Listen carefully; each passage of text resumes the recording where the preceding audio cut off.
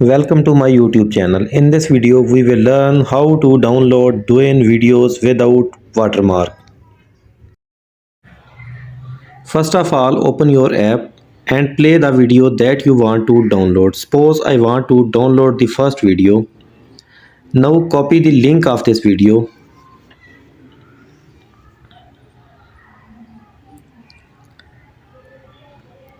Now go to world famous search engine Google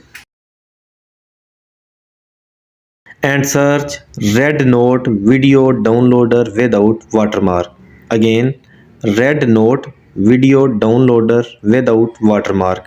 We will not search Douyin video downloader. Now open the first link that you see on your screen. Now paste the link of the video that you want to download and press the download button. Now press the download video. Now click on the three dots and download.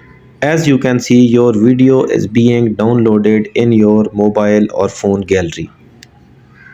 As you can see, your video has been downloaded without any watermark. Now enjoy, like the video and subscribe U Solutions for more and more informative videos like this.